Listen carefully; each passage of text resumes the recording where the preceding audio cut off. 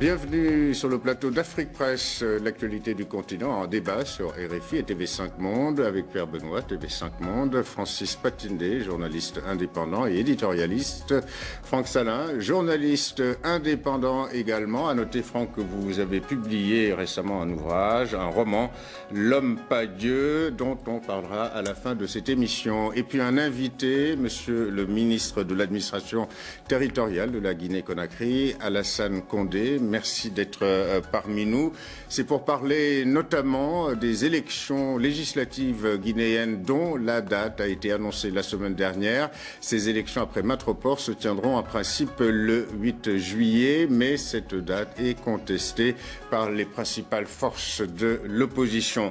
Mais avant de parler, monsieur le ministre de la Guinée, on évoque d'abord cette tragédie survenue la semaine dernière à Brazzaville, l'explosion du dépôt d'armement survenue donc dans le camp militaire de Mpila.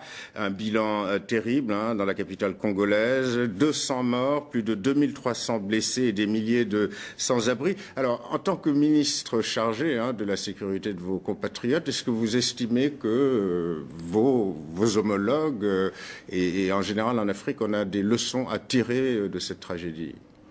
Oui, je dirais tout d'abord que nous présentons vraiment nos condoléances à nos frères congolais.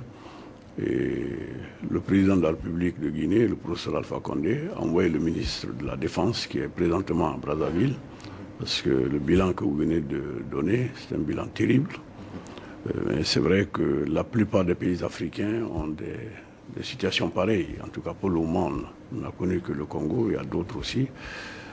C'est la proximité des camps militaires et les populations. C'est un peu, je pense qu'il est temps que l'on tire les leçons pour ramener ces poudrières un peu loin de la ville. C'est ça. C'est ce qui a été fait, semble-t-il, en Guinée, il me semble, non? Ça a été fait en Guinée vers les années, je crois, 2005 ou 2003. Il y a eu une catastrophe à Conakry. Le camp militaire, le plus grand camp militaire, qui est le camp Alpha Yaya. C'est ça. On est obligé d'évacuer ça à 40 km de Conakry maintenant. Pour le moment, je crois que c'est fait. Alors Pierre Benoît, effectivement, ce n'est pas unique, ce n'est pas propre donc au Congo-Brazzaville, monsieur le ministre le rappelle. Comment expliquer effectivement que ces dépôts d'armement, ces espèces de volcans en miniature perdurent dans les capitales africaines? La gestion des grandes capitales et même au-delà des grandes villes d'Afrique, elle est peut-être à revoir au niveau de l'occupation, du plan d'occupation des sols, puisque de toute façon ces implantations militaires remontent aux années 50 pour la plupart. Ces casernes ont été construites dans les années 50, donc même avant les indépendances. Et puis à cette époque-là, évidemment, les villes étaient beaucoup plus petites, donc la population s'est développée et ces quartiers ont été encerclés entre guillemets par des habitations. Donc mécaniquement, il y a un problème de démographie, de gestion des mairies, des grandes villes d'Afrique.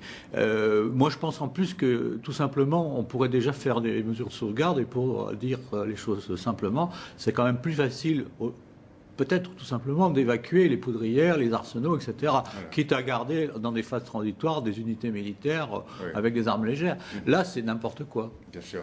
Alors, donc, problème d'urbanisme, Francis Patindé, mais également, on a vu aussi que les secours pour les civils, la protection civile, comme ça existe un peu partout dans le monde, n'est pas toujours assurée. Il a fallu l'aide internationale de Paris, des États-Unis, et même du Maroc, d'ailleurs. Et d'Israël aussi. Et d'Israël. Ouais. Je pense que c'est vrai, c'est dommage, c'est quelque chose de malheur bon, comme on dit, il faudra tirer les enseignements. Le premier enseignement, c'est peut-être de déplacer, comme l'a dit Pierre et également le ministre, les poudrières de centre-ville. Deuxième chose, de donner beaucoup plus d'importance au secours civil, à la protection civile. Vous savez, dans nos pays, on donne plus d'importance à l'armée, aux structures de répression, alors que par les temps qui courent, il faut donner beaucoup plus d'importance à la protection civile. Cette notion de protection civile. Franck Salin?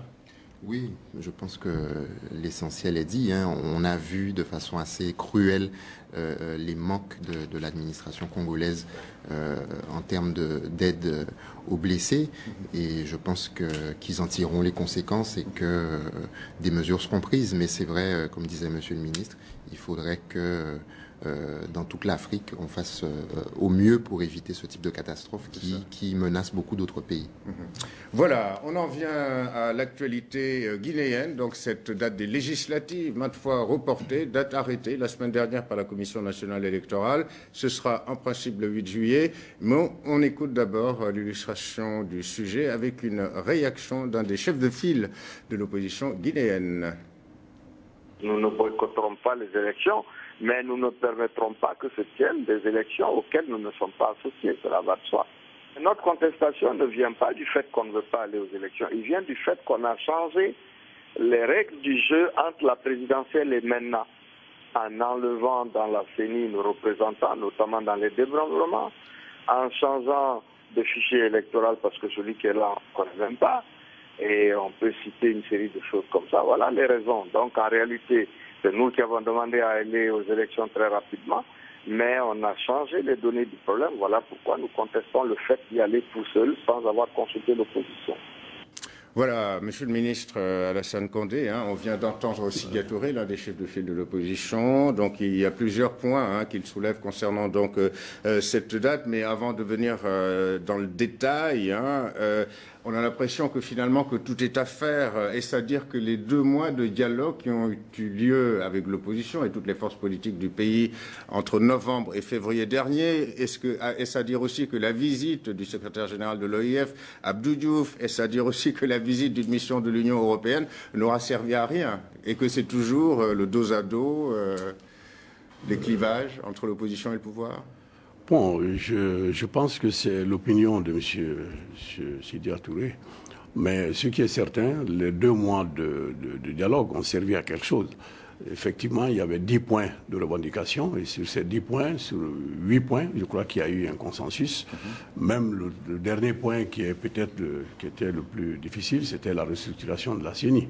Et à part cela, même les démembrements dont il parlait, je ne veux pas rentrer dans une polémique, mais il est certain que pour que les partis politiques soient représentés dans les démembrements, il faut qu'ils soient d'abord candidats aux élections. Donc la CENI attend que les partis soient candidats et qu'ils leur envoient la liste des membres des démembrements. En ce qui concerne le dialogue en tant que tel, pour nous, c'est un grand succès, parce que le fait déjà que les partis politiques aient accepté de venir autour de la table, le président de la République a été le premier à les recevoir. Ensuite, il m'a instruit d'aller dans les différents sièges pour discuter justement des processus électoraux. C'était pour amener tous les partis politiques désireux, en tout cas, d'aller aux élections, de s'entendre sur un minimum de consensus autour de certains aspects. Je suis un peu surpris d'apprendre qu'ils n'ont pas été associés. Ils ont été associés. J'ai le rapport final où tous les parties prenantes ont quand même signé. Il n'y avait vraiment pas de contraintes, au contraire.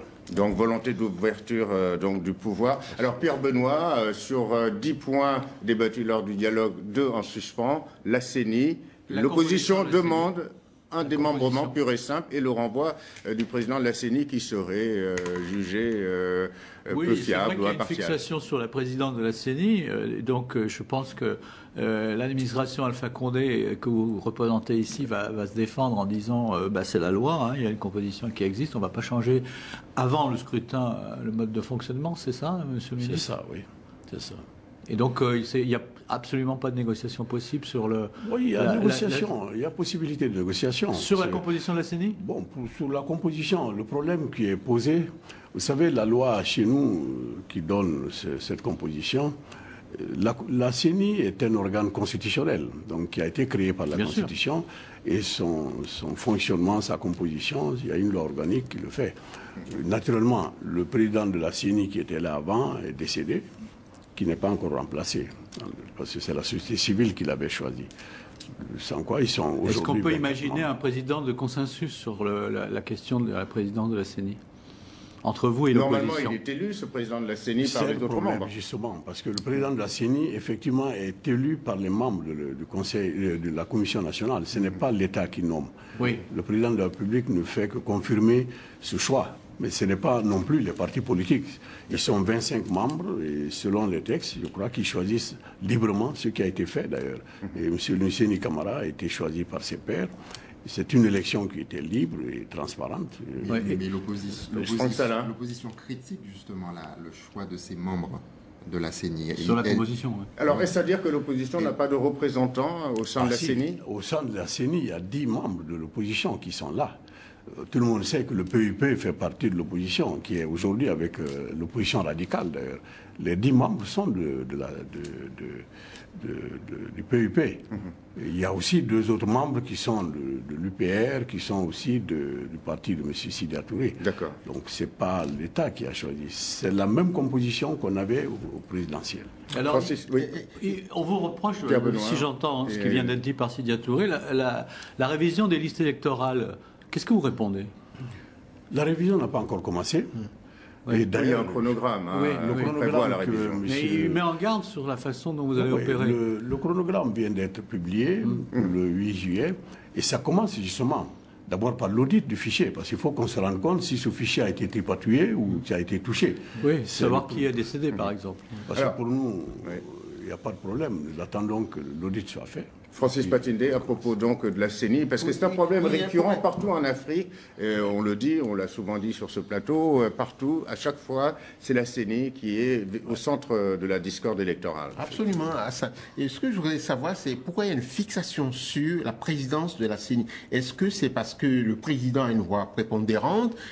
Pourquoi, a priori, dans un organe qui a 25 membres, il y a une fixation sur ce point-là? Sur le Sénou Camara. Oui. Effectivement, vous savez, le dialogue nous a permis de mettre en parenthèse un article qui était très important, c'est l'article 162 du Code électoral, qui donnait beaucoup de prérogatives au président de la CENI. Effectivement, le président de la CENI était le seul habilité à supprimer, ou je sais pas, en tout cas, les PV, les bureaux de vote. Contesté. C'était le seul qui pouvait décider si ce PV peut être pris en compte ou non. Et c'est pourquoi, au présidentiel, il y a eu beaucoup de problèmes. Cet article a été mis de côté, et c'est consensuellement, autour de tous les partis politiques qui étaient présents, y compris aussi la mouvance. On a demandé, c'est bientôt la Cour suprême va statuer là-dessus, de mettre en parenthèse, c'est-à-dire que l'article là, ce n'est plus le président de la République, le président de la CENI qui prend la décision, c'est maintenant le bureau collégial. C'est collégial. C'est collégial. Les 25 membres, les 2 tiers de ces 25 membres doivent être d'accord. Donc on est tous d'accord que cet article était vraiment un peu de trop. Alors, il y a un autre problème qui est soulevé, Franck Salin, je pense que c'est l'un des points qui reste à solutionner, c'est le vote des Guinéens de l'étranger. Voilà, l'opposition estime qu'il faudrait que ces Guinéens de l'étranger votent. Oui, c'est un point qui avait été sensible lors des élections présidentielles. Et ce qu'on a envie de conclure un peu rapidement, c'est que ces Guinéens de l'étranger sont plutôt favorables à l'opposition et qu'ils gênent le gouvernement. Est-ce que c'est pas tout simplement ça qui permet qu'on... Non, c'est vraiment pas cela, parce que toujours la loi guinéenne qui autorise pour les élections présidentielles, les Guinéens de l'étranger ont le droit de voter. Les élections législatives, malheureusement, d'après les textes, ils ne sont pas autorisés, tout simplement parce qu'on se dit il y a 2 formes d'élections législatives. Il y a l'uninominal qui, chaque circonscription électorale doit présenter un candidat. Et c'est ce candidat-là, il est difficile à un Guinéen qui est installé à Paris ou à Dakar de choisir ce monsieur. Mais ce n'est pas nous. C'est non seulement le code électoral, mais aussi la Constitution. Alors, est-ce qu'on ne peut pas prévoir éventuellement des élus, des députés pour les Guinéens de l'étranger dans ce cas-là? Ce serait une bonne chose. C'est pas prévu. C'est pas prévu. Vous y pensez? Vous savez, si au cours des débats, si ce problème avait été évoqué, je pense qu'on aurait pu en discuter. Mais malheureusement, même les partis d'opposition ne l'ont pas évoqué. Avant votre départ sur Paris, vous avez déclaré à l'agence France Presse, qui en a fait écho, que les législatives, sur la date, il n'y aurait pas de négociation, qu'elles auraient lieu avec ou sans l'opposition. Vous étiez dans le 2e degré, peut-être, non? Non, vous savez, pour nous, notre souhait, c'est que ça se fasse. Tous les partis politiques participent aux élections. Nous voulons vraiment une Assemblée nationale qui soit l'émanation du peuple. Oui, il faut rappeler pour nos éditeurs qui ne sont pas au fait de toutes les arcanes de la vie politique guinéenne que la transition, le Conseil national de transition est en place déjà depuis 2 ans. Tout à fait, et que là, c'est un Parlement toujours transitoire. Il faut sortir, effectivement. aujourd'hui, tous les Guinéens aspirent à la fin de cette transition. La fin de la transition va coïncider avec les élections législatives. Donc pour nous, vraiment, ça n'a que trop duré. Il est temps maintenant qu'on accepte d'y aller. Il est inimaginable d'aller aux élections s'il n'y a pas l'opposition quand même. Il s'agit de monter une Assemblée nationale avec toutes les sensibilités du pays. Au fond, c'est quand même ça l'enjeu de la transition démocratique. C'est qu'il y ait une Assemblée qui soit représentative. Vous ne pouvez pas le nier. Bon, pour nous, de toutes les façons, une élection sans l'opposition n'est pas pensable. Et je pense que aujourd'hui, au jour d'aujourd'hui, M. Sida Touré vous l'a dit, ils sont prêts à aller aux élections. Et la fin du dialogue, il n'y a pas de fin du dialogue. Pour nous, le dialogue doit continuer.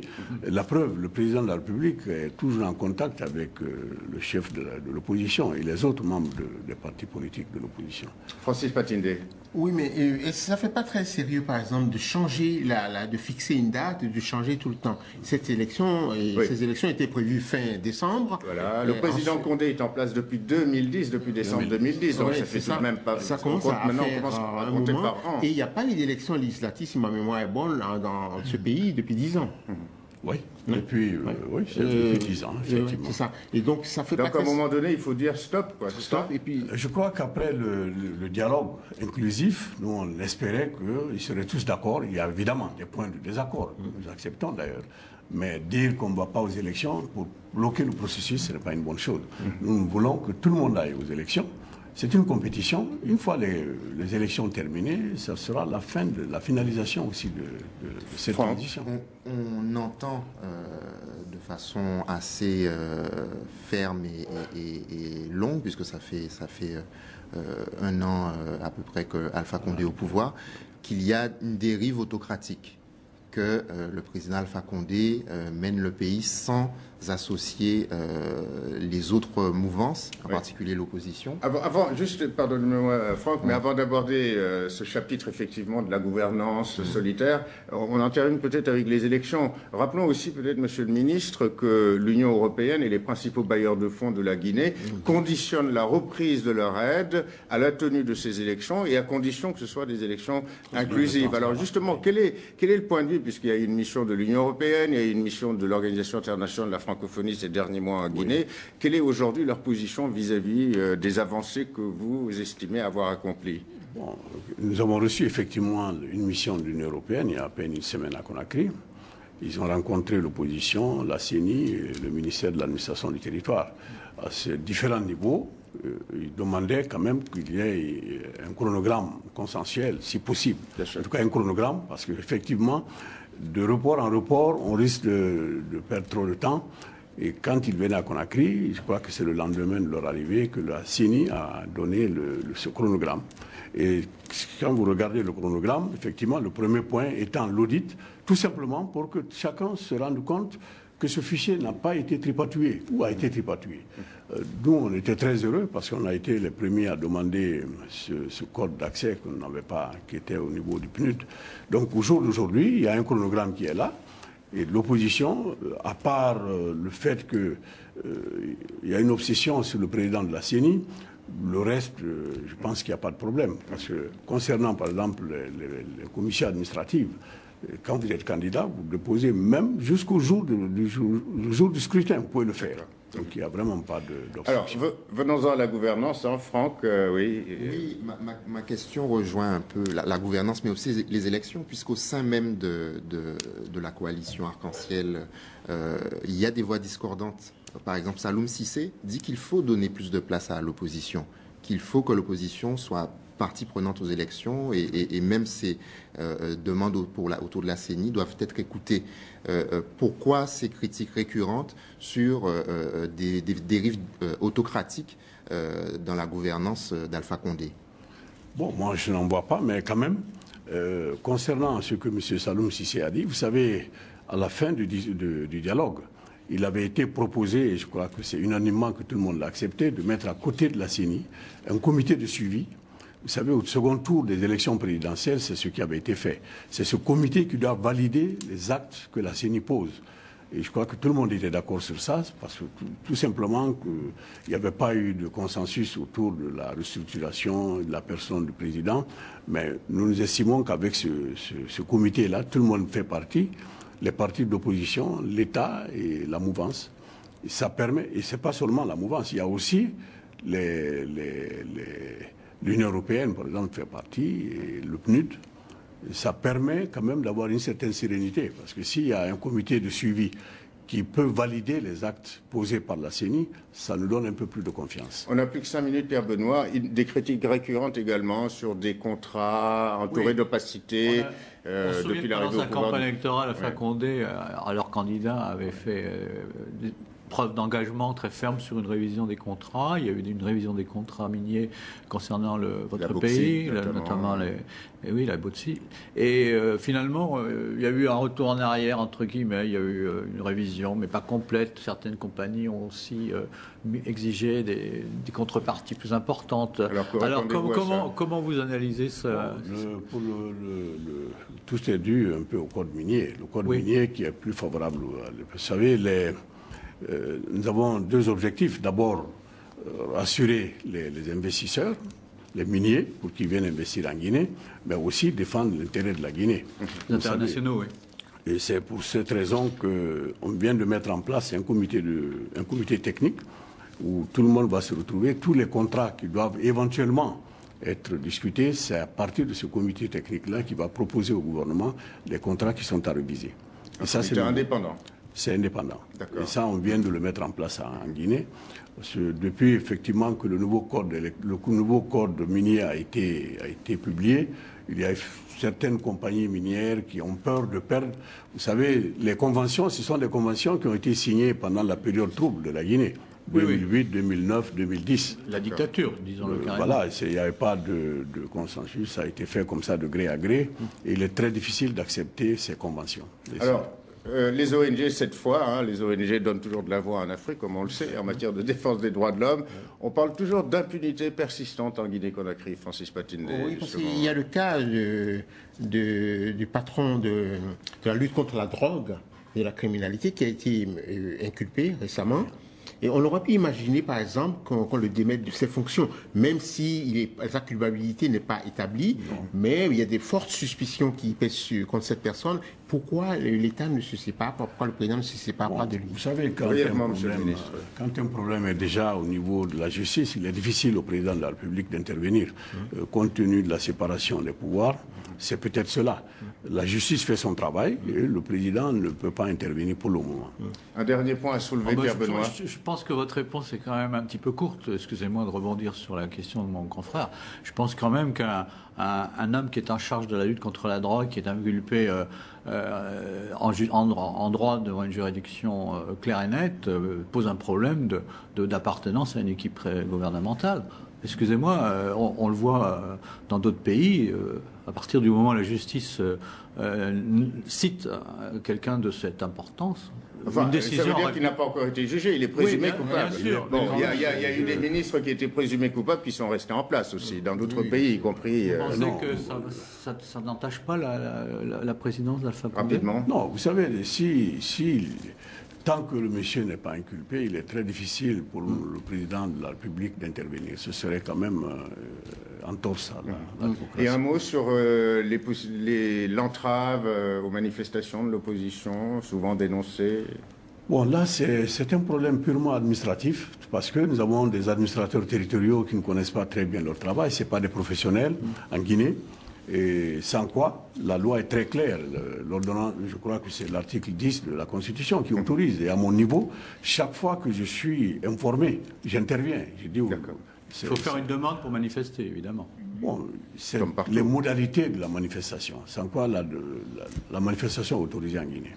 Merci, Monsieur le Ministre. Comme promis, avant de nous quitter, Franck Salin, un mot donc sur ce roman, le deuxième que vous venez de publier aux éditions Écriture. Son titre, L'Homme pas Dieu, est signé Franquito, c'est votre pseudo, et il s'agit d'un polar salué par Maryse Condé, la grande dame des lettres antillaises. Oui, c'est un divertissement, mais voilà, ça permet aussi aux lecteurs de découvrir le côté pile des Antilles. C'est-à-dire les Antilles qui ne vont pas si bien que ça, qui vont mal, Oui. mais comme on dit en créole, dankari misère, dans la misère, dans la souffrance, il nous reste nos dents pour Oui. rire. D'accord. Et donc tout ça raconté un peu comme une intrigue policière avec un climat Oui, nocturne, d'ambiance, Voilà, de sensualité aussi Voilà, peut-être. c'est une intrigue policière avec un jeune homme qui a un grand goût pour ces dames et qui le lui rendent bien, mais qui brusquement est accusé de meurtre et là la petite bulle dans laquelle il vivait éclate et Bon. il doit faire face à tous ces problèmes, tous ces tracas. Voilà, un ouvrage peut-être à lire. On vous l'offrira, Monsieur le Ministre, avant de nous quitter. Donc, l'homme pas Dieu, c'est une expression créole, Oui, purement. c'est une hein. expression créole. Voilà ce qui veut dire. Ça veut dire à l'impossible, nul n'est tenu. Voilà, donc L'homme pas Dieu, le roman est signé Franck Quittot, édition Les Écritures, ou Écritures tout simplement. Voilà, roman salué par Maryse Condé, la grande auteure de Ségou. Voilà, c'est la fin de cette émission d'Afrique Presse. Merci à Alassane Condé, ministre donc de l'Intérieur, de l'administration territoriale de Guinée-Conakry, d'avoir répondu à notre invitation. Merci Pierre Benoît, merci Francis Patindé, ainsi qu'aux équipes techniques et rédactionnelles d'Afrique Presse. Une émission à réécouter ou à revoir sur les sites respectifs de TV5 Monde et RFI. À la semaine prochaine. Portez-vous bien d'ici là. Merci.